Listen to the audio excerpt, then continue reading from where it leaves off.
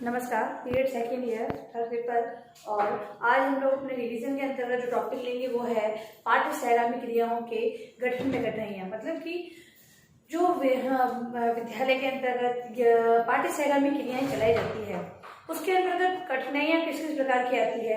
लेकिन पूर्व में भी कुछ कठिनाइयाँ होती है और कभी कभी जो आयोजन होता है तब भी ऐसी कठिनाइयाँ आती है। तो वो कौन कौन सी कठिनाइयाँ होती है जिसका सामना अध्यापकों को, विद्यार्थियों को, प्रधानाचार्य को करना होता है। कुछ बिंदुओं के माध्यम से हम समझेंगे। पहला है अंधा अनुकरण। अंधा अनुकरण मतलब क्या है? शब्द का अर्थ क्या है कि अनुकरण करना। मतलब कैसा अनुकरण? अंधा अनुकरण। मतलब कि अब जैसे कोई भी गतिविधि है, प्रधानाचार्य है वो कहीं और विद्यालय में देखते हैं कि इस प्रकार की गतिविधियां वहां आयोजित की जा रही है, तो वो अपने विद्यालय में वैसी गतिविधि आयोजित करने का प्रयास करते हैं। लेकिन होता क्या है कि व्यवस्थाओं की कमी, संसाधनों की कमी या मानवीय संसाधनों की कमी के कारण वो गतिविधियां सक्सेस नहीं होती है। भाई अगर हमारे विद्यालय के पास उचित प्रांगण नहीं है तो हमें प्रांगण क्या किराए पे लेना होगा? भाई फ्री में तो कौन वहां पर हमें गतिविधि आयोजित करने देगा? तो उसका रेंट हमें पे करना होगा। तो वो रेंट है वो विद्यालय में भारी पड़ जाता है। तो हमें क्या करना है? अंधा अनुकरण नहीं करना है। और ये अंधा अनुकरण ही क्या होता है? जो गतिविधियों को बीच में काटों का काम करता है। मतलब कि वो जो गतिविधि आयोजित होनी है वो नहीं हो पाती है। मतलब कि बड़े स्तर पर करने के कारण, मतलब कि अपना जो विद्यालय है उसका स्तर, संसाधन वगैरह को ध्यान में न देते हुए अन्य किसी विद्यालय के कंपटीशन में हम जो कार्य करते हैं तो वो गतिविधियां सही प्रकार से आयोजित नहीं होती है। क्योंकि मानवीय संसाधन, भौतिक संसाधन, धन की कमी, कहीं व्यय भी तो करना है उसमें। तो वो सारी चीजें अगर अध्यापक ध्यान नहीं देता है या प्रधानाचार्य ध्यान नहीं देता है तो समस्याएं आती है। स्थानीय परिस्थितियों को ध्यान में नहीं रखता है तो ये सारी चीजें आती है। और स्थानीय परिस्थितियां मतलब कि स्थानीय परिस्थितियों के अंतर्गत आ गया हमारा विद्यालय का प्रांगण, आ गया व्यवस्था, आ गई, ये सारी चीजें आ जाती है। विद्यालय वातावरण है और सारी चीजें, रुचियों की आवश्यकता है। रुचि नहीं हो, ऐसी गतिविधि आयोजित कर दी जाए, देखा देखी कि भाई हम ये गतिविधि आयोजित कर देंगे, आपके शिक्षक को है उसको रुचि नहीं ले रहे, तो वो भी समस्या आती है। फिर है समय सारणी में कम महत्व। समय सारणी में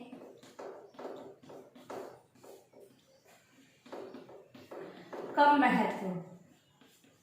अब नेक्स्ट जो बात आती है वो आती है समय सारणी की, कि समय सारणी में भी इन गतिविधियों को उचित स्थान देना होता है। अब हम कहते हैं कि जो पहला कालांश और अंतिम कालांश ऐसे विषयों का रखा जाता है जिससे कि अगर आगे भी कोई गतिविधि, क्योंकि मतलब जो गतिविधियां होती है, जो कार्यक्रम होते हैं वो प्रारंभ में किए जाते हैं या फिर अंत में किए जाते हैं। ठीक है ना? मतलब जो कालांशों के या तो समय सारणी के पहले उन्हें स्थान दिया जाता है या फिर लास्ट में दिया जाता है। लेकिन जब प्रधानाचार्य अपना जो समय सारणी का निर्माण करते हैं तब तो उनमें वो कठिन विषयों को उस समय के अंतराल में रख देते हैं जिससे कि जो कार्यक्रम है वो भली भांति आयोजित नहीं होता है। क्योंकि गणित है, अंग्रेजी है, विज्ञान है, वो ऐसे विषय, कठिन विषय है कि अध्यापक को उसे समय देना होता है और विद्यार्थी जब एकाग्र होकर उस चीज को नहीं पढ़ेगा तो वो समझ में नहीं आएंगे। अगर समय सारणी में ऐसे विषय कार्यक्रम के आगे पीछे रख दिया, मतलब कि कार्यक्रम आयोजित हो तुरंत बाद गणित का कालांश लगा दिया तो बच्चे अपना ध्यान एकाग्र नहीं कर पाएंगे।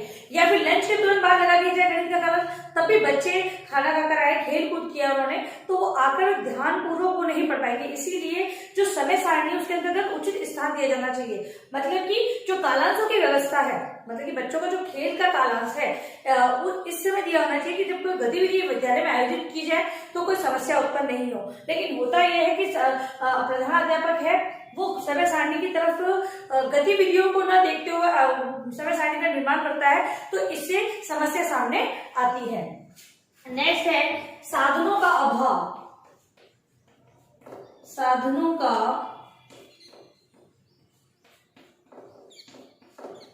अभाव। अगली जो समस्या आ रही है वो है साधनों का अभाव। मतलब कि विद्यालय में वो साधन उपलब्ध नहीं है तो वो सामान या तो किराए पे लाने होंगे या फिर उन साधनों के मतलब कि उन साधनों के अतिरिक्त हमें कोई वो गतिविधि आयोजित करनी पड़ेगी। तो उससे क्या समस्या सामने आती है? अगर हम किराए के वो सामान खरीदते हैं तो विद्यालय वो खर्च कैसे वहन करेगा, वो समस्या सामने आ रही है। और साधन है वो मतलब कि पूरी तरह से हमारे पास नहीं है, तब भी हम लोग उसको उस दिक्कतों का सामना करते हैं। अब हम बात कर रहे हैं समावेशी शिक्षा की, तो यहाँ पर सभी प्रकार के बालक साथ में गतिविधियों में भाग लेंगे, तो हमें सारी गतिविधियां इस प्रकार की आयोजित करनी होगी कि वो बच्चे भी आसानी से भाग ले सके। तो साधनों की अभाव के अंतर्गत हम ये लिख सकते हैं कि खेलकूद संबंधी जो सामग्री है उसका नहीं होना, या फिर वो सामग्री है तो उसका यूज करने वाले उन उपकरणों का उपयोग किस प्रकार किया जाए, ऐसे उनकी कमी के कारण भी हम संसाधनों का उपयोग नहीं कर पाते हैं। फिर है अध्यापकों की अरुचि। अध्यापकों की अरुचि। अब अगर ये सारी चीजें भी हो जाती है तो फिर मेन आती है अध्यापकों की अरुचि। अध्यापक है वो इन चीजों में रुचि नहीं लेते हैं, ठीक है। तो अध्यापकों की रुचि यहाँ पर मेन बात रखती है, क्योंकि बालकों को प्रैक्टिस करवानी होगी, क्योंकि बिना प्रैक्टिस के बालक सही नहीं सीखेगा। क्योंकि कोई भी गेम है उनके उसके नियम होते हैं, और नियमों का ज्ञान कौन करवाएगा, तो शिक्षक कराएंगे। बच्चों को खेलना आता है, बच्चे के अंतर्गत वो गुण छिपा हुआ है, ये अध्यापक ही जान सकता है। तो अध्यापक की रुचि इसमें मेन होती है। अध्यापक है वो गतिविधि आयोजित होने से पूर्व बच्चों को तैयारी करवाए, बीच बीच में उस तैयारी को देखता रहे वो कि बच्चे किस प्रकार प्रैक्टिस कर रहे हैं, तो मतलब अध्यापक का मेन होता है। फिर उसके बाद जब आयोजित होते हैं कार्यक्रम तो अध्यापकों की ड्यूटी लगाई जाती है। तो अध्यापक है वो वहां पर देखते हैं कि व्यवस्था किस प्रकार की है, क्योंकि हमें जो गतिविधि आयोजित करनी है वो नियमों के आधार पर करनी है, जो रूल्स है उनको फॉलो करते हुए हमें वो कार्यक्रम आयोजित करना होता है, इसीलिए। फिर है छात्रों की अरुचि।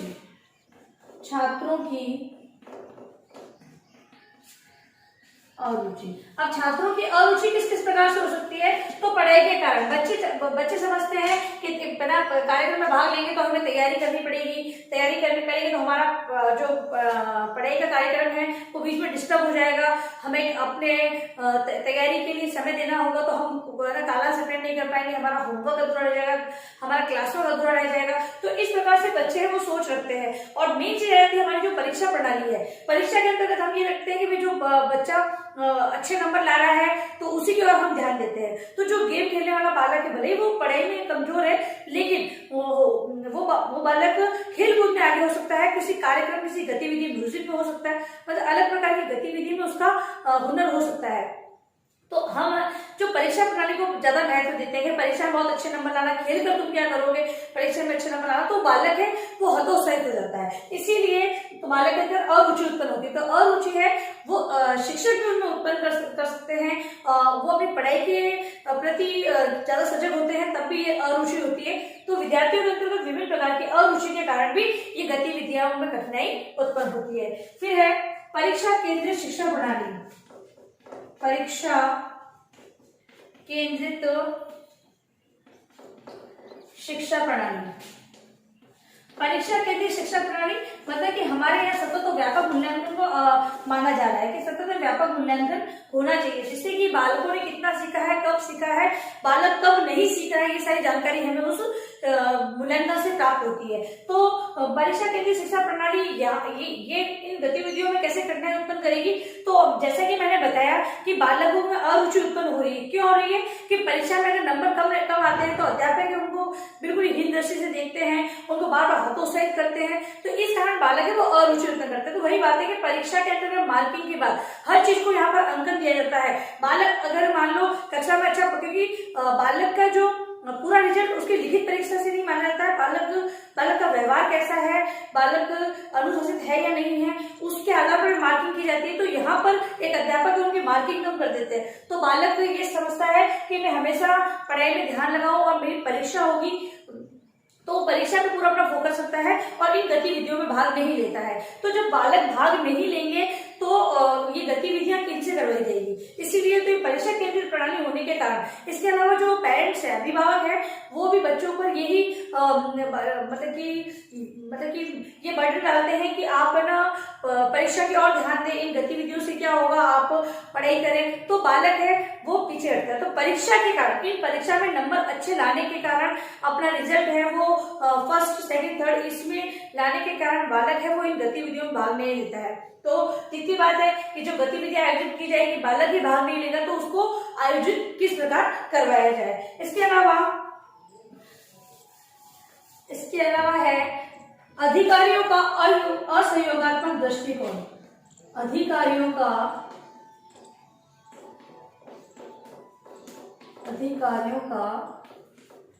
असहयोगात्मक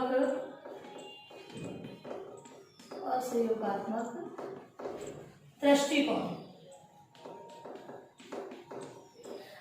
अधिकारियों का असहयोगात्मक दृष्टिकोण मतलब कि जो अधिकारी हैं, जो मतलब कि अब जो हमने विद्यालय की बात करी, सृजन की बात कर रहे हैं हम, तो यहाँ पर कमेटी होती है, ठीक है, समिति होती है। समिति के सभी लोग बैठक के अंतर्गत चर्चा करते हैं और कौन कौन सी गतिविधियां आयोजित साल भर में होगी, ये सारा बजट पेश होता है, ठीक है। तो जब ये अधिकारी लोग हैं वो ये विचार रखते हैं या रूढ़िवादिता कहें कि वो अपनी भावनाएं इस प्रकार से रखते हैं कि ये गतिविधि आयोजित नहीं करनी चाहिए, इनसे खर्च होगा, अपना जो दृष्टिकोण है वो संकुचित रखते हैं, तब ये समस्या आती है। तो असहयोगात्मक दृष्टिकोण अधिकारी है वो इन बात को अलाउ नहीं करते हैं और बजट के अंतर्गत भी इनको स्थान नहीं दिया था। भाई बजट अगर पूरा वार्षिक जो बजट होता है कि भी इतनी खर्च होने की संभावना है, उस खर्च के अंतर्गत इन गतिविधियों को नहीं लिया जाएगा तो ये गतिविधियां आयोजित करना संभव नहीं होगा। और जो अधिकारी है उनसे बातचीत करके, उनसे जो पत्र होता है उस पर साइन करवा के भैया हम अनुमति पत्र है, अनुमति पत्र में वो साइन ही नहीं करेंगे तो ये सारी गतिविधियां आयोजित होगी नहीं। तो उनका असहयोगात्मक दृष्टिकोण भी कहीं कहीं पर कठिनाई उत्पन्न करता है। इसके अलावा है सीमित क्रियाएं।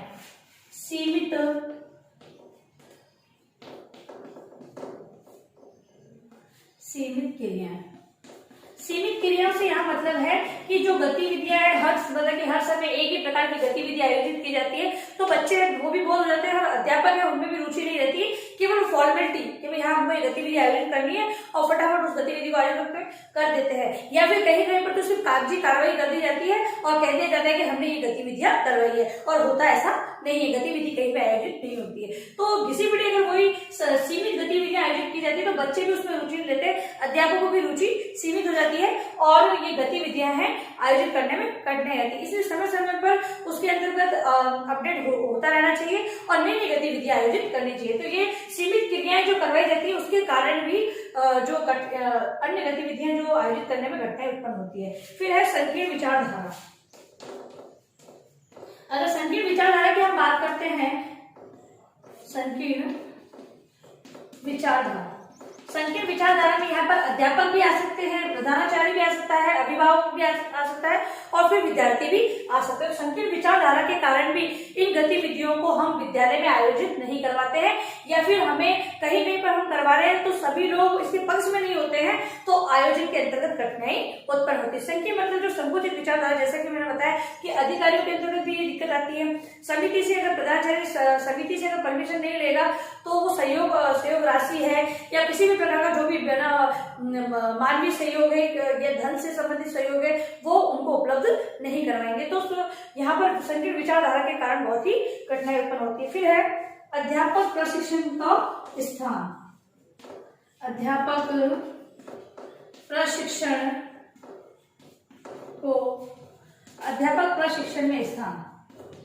अब अध्यापक प्रशिक्षण में स्थान की हम बात करते हैं, अध्यापक प्रशिक्षण से क्या मतलब है? तो जो प्रशिक्षण कार्यक्रम जैसे कि बीएड आप लोग कर रहे हैं, इसके अंतर्गत हम लोग जो गतिविधि आयोजित करते हैं, कैंप वगैरह होता है, 7 दिन का शिविर लगता है, ये सब ये आयोजित नहीं होते हैं। तो इससे क्या समस्या आती है? आयोजित नहीं होने के कारण अध्यापक के अंतर्गत ये रुचि नहीं होती। हम बोलते हैं कि आप लोग इसमें पार्टिसिपेट कीजिए और आप लोग उसमें रुचि दिखाइए, सारे कार्यक्रम में भाग लेने के लिए कहा जाता है। क्यों कहा जाता है? क्योंकि अध्यापक है वो पूरा प्रशिक्षण लिए वो हो, मतलब केवल पढ़ाई करना या प्रैक्टिकल उसकी समझ हो वो काफी नहीं है, उसे विशेष प्रकार की गतिविधियों में भी भाग लेना चाहिए और केवल फॉर्मेलिटी नहीं करनी चाहिए।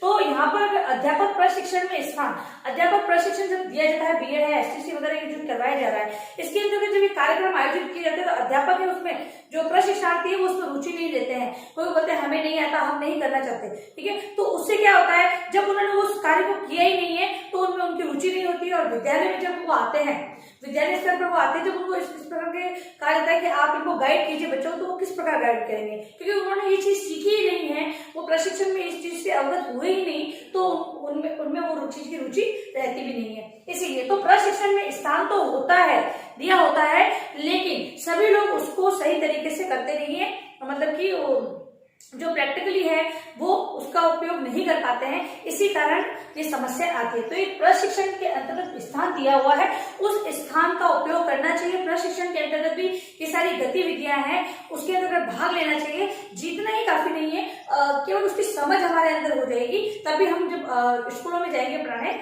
तब हमारे सामने जो समस्या है वो सामने नहीं आएगी। तो प्रशिक्षण के अंतर्गत स्थान का उपयोग सही प्रकार से नहीं होने के कारण भी इन क्रियाओं के गठन के अंतर्गत कठिनाई उत्पन्न होती है। अब है आपका गृह कार्य प्रश्न।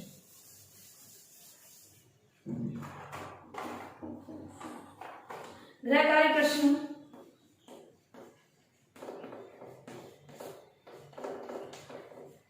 पाठ्य सहगामी रिवीजन का जो ये अपना एक टॉपिक पूरा हुआ है, इसका गृह कार्य प्रश्न है पाठ्य सहगामी क्रियाओं के गठन में कौन कौन सी समस्या भी हो सकता है, कठिनाई होती है, कौन कौन सी कठिनाइयां देखने को मिलती है। तो निबंधात्मक प्रश्न के रूप में इसका उत्तर आपको अपनी उत्तर पुस्तिका में लिखना है। और अंत में आप लोगों से निवेदन है कि आप लोग जब भी घर से बाहर जाए तो मास्क पहनिए, फेस को कवर करें, सोशल डिस्टेंस का विशेष ध्यान रखें और हाथों को बार बार सैनिटाइज करें। सुरक्षित रहें, सभी का ध्यान रखें। धन्यवाद।